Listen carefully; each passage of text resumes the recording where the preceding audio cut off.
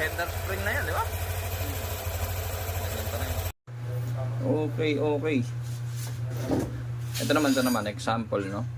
Para sa mga dragging pa din. Ito kasi, gaya na nakita natin kanina, pag napagpag yung belt. So, tingnan natin kung bakit siya pumagpag.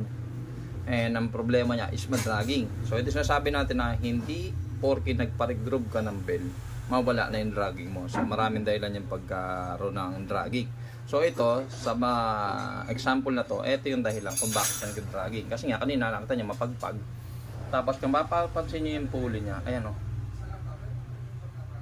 Hukay na kasi ito dapat pantay ito dito. Pantayan. Malaki na yung naging hukay niya. Kung titignan natin siya, ayun o. Kanya, ang laki ng awang sa gitna.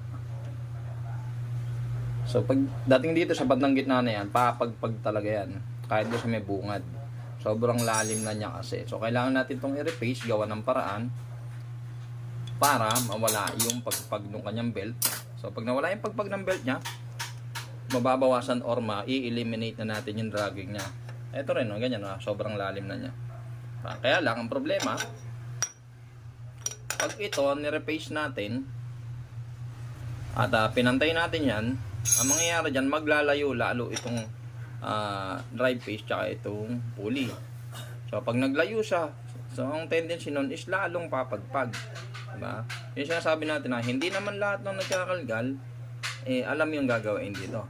So ito, meron tayong diskarte dito, pero hindi ko na ituturo. Siyempre sikreto na po natin yan kung paano natin gagawin na mawala yung kanyang pagpag kahit na naka-replace na yan. Supposed to be mas lalakas yung ano yan yung pagpag niyan pag ito dinigre ko. Kasi mas lalayo yung belt dito sa lowest gear ratio kasi mababawasan to, matatabas to. Pero papakita natin sa inyo mamaya na mawawala yung kanyang pagpag. May discard tayong gagawin dyan. So same pa din naman kung magkano yung binabayad nyo sa pagpapakalkal sa akin, same pa rin, diba? Sayang kasi yung pulley, pwede pa naman siyang pakinabangan. So okay, video tayo. Ang oras ng katotohanan. Ang oras ng katotohanan. Start!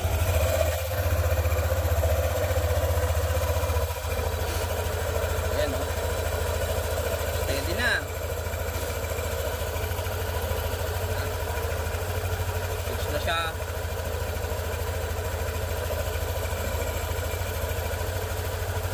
So, wala na rin yung dragging niya. Tinesting na namin. Wala nang dragging. Wala nang vibration yung dito sa manibela niya. Kaya goods na yan. So ayun na, okay na. Ganun lang. Importante po kasi dito yung tamang pagsaset. Hindi po ibig sabihin na nagpa-regroove kayo, mawawala na yung dragging, no? May marami po kasi pwedeng maging dahilan kung bakit nagda-dragging. So kagaya nito, nag-slide yung belt dito sa pulley set, kaya nag-aaroon siya ng dragging. Okay? Yan po yung naging problema niya. Hindi po dito sa lining. Hindi lahat dito sa lining, ha. Tandaan natin, ha. So, ang importante po, pag naggagawa kayo ng CBT, kung kayo man ay nagkakalkal, kayo man ay nag-groove, ang importante po is yung tamang pagsaset ng panggilid. Okay? Una pong palatandaan, kailangan po hindi ito pagpag. Ayan. Yan po ang unang palatandaan. Pagka po magpag, alam niya na, mag-dragging po yun. Tsaka wala pong break-in.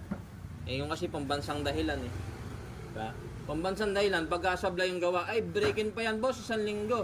Kung galing ka sa malayo, hindi ka na babalik, diba? Nakalusot na sila. Ganun lang naman yun Iwasan po natin yung ganun na gagawa natin ng dahilan na break-in. Wala pong ganun sa panggilid. Okay? Pagka po tama lahat ng gawa nyo, wala pong break-in.